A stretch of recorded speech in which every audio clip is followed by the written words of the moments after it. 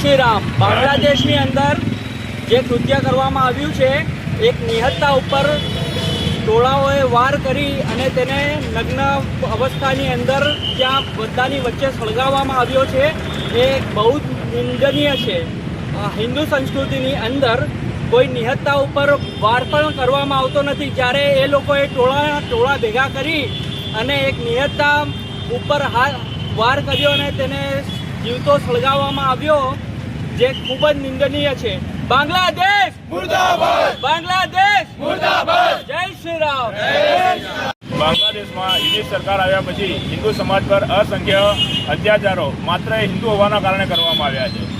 ત્યાં એવી સ્થિતિ છે કે જાણે કોઈ એક મઝહબ માટે જ કરતા હોય અને ત્યાં કોઈ હિન્દુને રહેવા જ નથી દેવા માંગતા, એવી સ્થિતિ હિન્દુઓ પર કરવામાં આવે છે। અને તાજેતરમાં એક હમણાં દીપુદાસ નામના યુવાનને વગર કારણે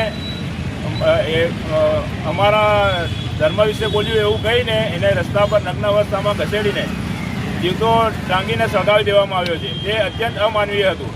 અમે ભારત સરકારને રજૂઆત કરીએ છીએ કે આપણા હિન્દુઓને અહીંયા લાવી અને બાંગ્લાદેશી ઘૂસપેઠિયાનો કાઢવાનું ચાલે છે, તો એની માટે આપણા હિન્દુઓને અહીંયા સ્થાપિત કરવા જોઈએ। આવા કૃત્યો સહન ના કરવા પડે એના માટે જય શ્રી રામ।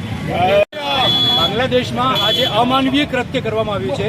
એક હિન્દુ બાળકને વગર કારણે આવી રીતના જે ધાર્મિક ઉન્માદમાં આવીને બાળી દેવામાં અને સળગાવી દેવામાં આવ્યો છે, મારી નાખવામાં આવ્યો છે, આ બહુ જ ગેરવાજબી છે અને આવી રીતના નહીં થવું જોઈએ, બંધ કરવું જોઈએ। અમે એનો વિરોધ કરીએ છીએ।